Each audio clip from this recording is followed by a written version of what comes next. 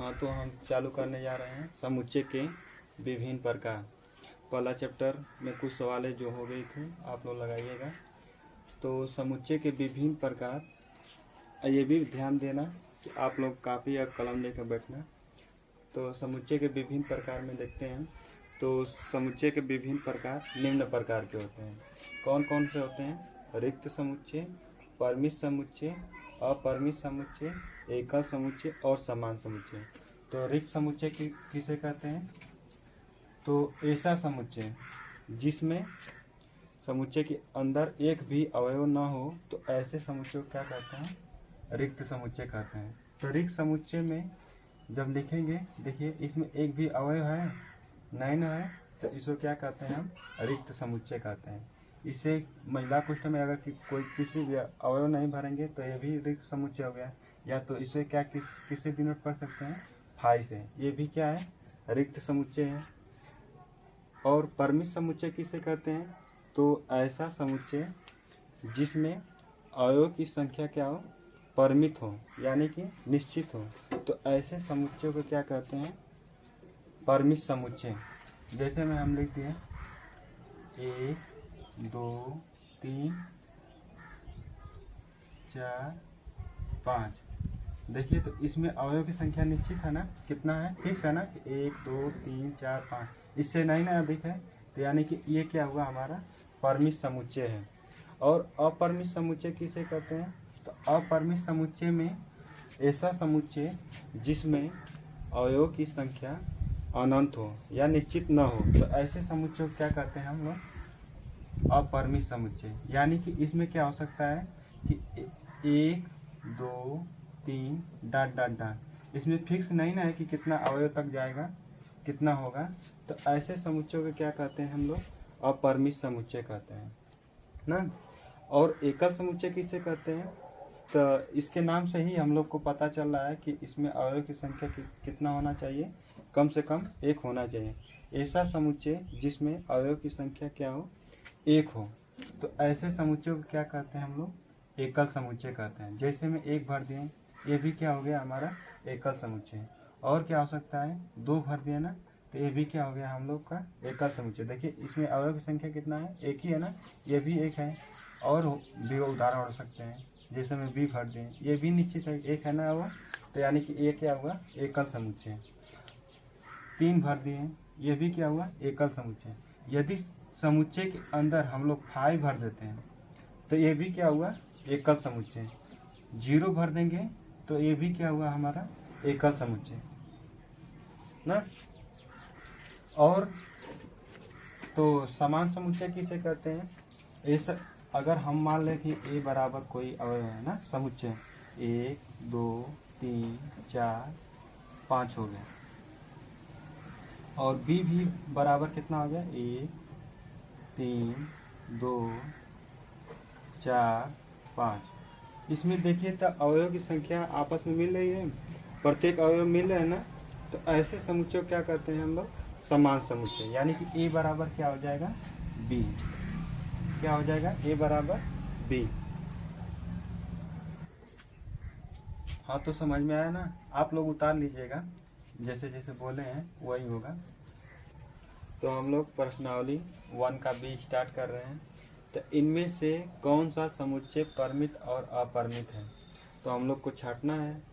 तो देखिए बताए थे ना, परिमित समुच्चय किसे कहते हैं? जिसमें अवयव की संख्या क्या हो? परिमित हो, निश्चित हो। तो ऐसे समुच्चय को बताए थे परिमित होगा। और परिमित बताए थे अपरिमित समुच्चय किसे कहते हैं? जिसमें अवयव की संख्या क्या हो? अनंत हो, यानी कि निश्चित न हो। तो ऐसी संख्या क्या कहते हैं? तो ऐसे समुच्चय क्या कहते हैं? अपरिमित समुच्चय कहते हैं ना। तो सप्ताह के दिनों के नाम का समुच्चय। तो सप्ताह का दिनों का नाम का समुच्चय क्या होगा? तो सोमवार मंगल, यही ना होगा। तो देखिए इसमें समुच्चय निश्चित है ना, कि ये निश्चित है कि नहीं? सोमवार मंगल बुध फिर आएगा ना रविवार तक ले, तो ये निश्चित है। तो ऐसे समुच्चय क्या कर देंगे? परिमित समुच्चय। यानी कि ये क्या है? परिमित समुच्चय है। और देखिए यक्स सच दैट यक्स एक विषम संख्या है। हम लोग को पता है कि कौन सी विषम संख्या है, तो यानी कि इसमें विषम संख्या किससे स्टार्ट होती है, 1 से तो स्टार्ट होगी, 3 भी हो जाएगा, 5 भी हो जाएगा, 7 भी हो जाएगा और 9 भी हो जाएगा, डॉट डॉट डॉट पता नहीं कितना होगा, कौन सी संख्या विषम है। तो ऐसी संख्या क्या कहते हैं, अपरिमित समुच्चय। क्या कहते हैं, अपरिमित समुच्चय। ये भी अपरिमित है। इसमें बताइए 1 2 3 डॉट डॉट डॉट 99 100, इसमें अवयव की संख्या फिक्स है ना कि 1 से लेके कितना तक है, 100 तक, ये निश्चित कर दिया है। तो ऐसी संख्या, तो ऐसे समुच्चय को क्या कहते हैं हम लोग, परिमित समुच्चय। क्या कहते हैं, परिमित समुच्चय, यानी कि ये फिक्स है ना, तो ये क्या हो गया हम लोग का परिमित समुच्चय। तो ये क्या है, x such that x belong to capital N और यक्स एक अभाज्य संख्या है। तो हम लोग को पता है कि अभाज्य कौन सी संख्या है, नहीं ना, तो ये क्या हो गया हम लोग का अपरिमित समुच्चय। अपरिमित समुच्चय ये क्या है, x such that x belong to capital N और यक्स स्क्वायर बराबर कितना हो गया 4। तो अब बताइए वर्ग घटेगा तो क्या निकलेगा हम लोग का, बताए थे ना, तो वर्ग घटता है तो हमेशा क्या होता है कि यक्स बराबर क्या होता है, कड़ी में जाता है, अंडर रूट में 4, हमेशा प्लस माइनस में लिखा जाता है। तो यानी कि +2, तो वर्गमूल इसका क्या हो जाएगा, 2 गुणते 2 होगा। तो हमेशा देखिए 2 का 1 निकलेगा ना, यहाँ मूल कितना हम लोग का है 2, तो 2 का ये बताता है कि 2 का 1 निकालिए, तो यानी कि +2 हो सकता है और -2, यानी कि फिक्स है ना। तो ये क्या है हम लोग का परिमित समुच्चय। ये क्या है, इस यफ वाला x such that x belong to N, यानी कि यक्स का वैल्यू जो है एन में बिलोंग कर रहा है, और यक्स -1 यक्स -2 बराबर कितना है 0। तो ये भी ध्यान देना कि ये प्राकृतिक संख्या है, तो -2 नहीं लेंगे, प्लस में हमेशा। तो देखिए ये निश्चित है ना, तो यक्स सच दैट यक्स, यानी कि देखिए हम लोग जो मान निकालेंगे, यानी कि एक बार क्या होगा, यक्स -1 बराबर 0 होगा, इसको भेज देंगे नीचे, तो और जब इसको भेजेंगे नीचे तो यक्स -1 बराबर 0 होगा, जब इसको भेज देंगे तो यक्स -2 भी बराबर 0 हो जाएगा ना, यानी कि यक्स बराबर कितना होगा, उधर जाएगा तो +1 हो जाएगा, ये क्या हो जाएगा, उधर जाएगा तो +2, यानी कि ये भी निश्चित है हम लोग का ना, +2 और +1 आ रहा है, तो 1 और 2 क्या हो गया, परिमित समुच्चय हुआ ना। तो यानी कि समुच्चय के अंदर लिखेंगे तो 1 और 2 लिखेंगे, तो ये हम लोग का कैसा समुच्चय हुआ, परिमित समुच्चय। यानी कौन कौन से परिमित समुच्चय हैं, तो हम लोग का ए, सी और कौन हुआ, ई और एफ, और कौन कौन से जो अपरिमित समुच्चय हैं, तो बी और कौन सा है, डी। यानी कि बी और डी अपरिमित समुच्चय है, और ए, सी, ई और एफ कौन सा समुच्चय है, तो परिमित समुच्चय है। तो क्वेश्चन नंबर दूसरे पे आते हैं, निम्नलिखित समुच्चयों में से कौन सा समुच्चय एकल है।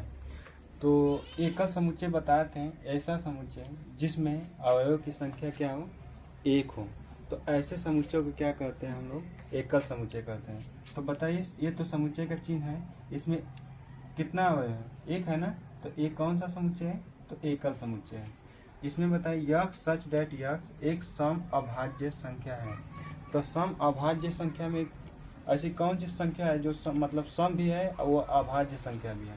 तो यानी कि इसमें बताइए, तो दो ये भी बताया था कि अभाज्य संख्या किसे कहते हैं, तो ऐसी संख्या जो क्या हो, स्वतः विभाजित है, यानी कि ऐसी संख्या को क्या कहते हैं हम लोग, अभाज्य संख्या। तो यानी कि स्वतः 2 अपने से विभाजित होगा ना, और 3 भी है, तो बाकी 3 कैसी संख्या है, विषम संख्या, यानी कि ये भी नहीं होगा। 4 देखिए अपने से तो विभाजित है ही है, मगर 2 से भी विभाजित है, यानी कि बस 2 ही है ना ऐसा जो क्या है कि सम अभाज्य संख्या है, स्वतः विभाजित होगी। तो देखिए ये कौन सा समुच्चय हुआ, यानी कि 2 से और कोई ऐसी संख्या नहीं ना आ रही है, तो ये क्या हुआ, एकल समुच्चय। इसमें बताइए सी वाला में, तो सी वाला में देखिए बताए थे ना शुरू में कि समुच्चय के अंदर क्या है, तो इसको क्या कहते हैं हम लोग, एकल समुच्चय।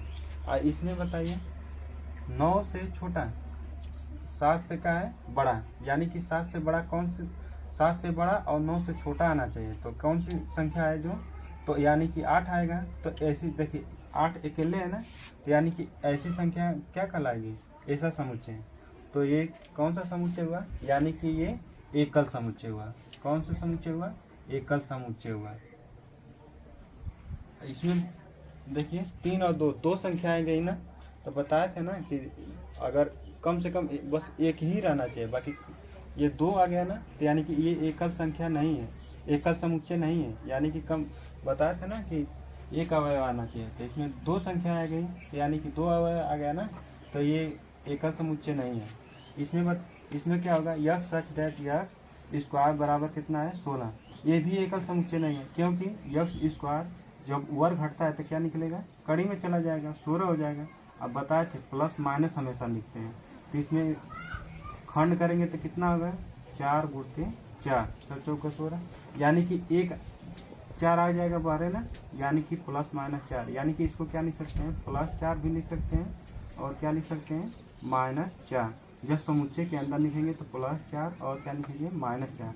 यानी कि ये समुच्चय कैसा हुआ, एकल समुच्चय नहीं है, क्योंकि 2 अवयव आ गए। तो ये एकल समुच्चय नहीं, ये एकल समुच्चय हुआ ये नंबर वाला, और ये एकल समुच्चय हुआ, ये एकल समुच्चय है, और ये भी है, ये एकल समुच्चय नहीं है, ये भी एकल समुच्चय नहीं है। तो क्वेश्चन नंबर 3 पे चलते हैं।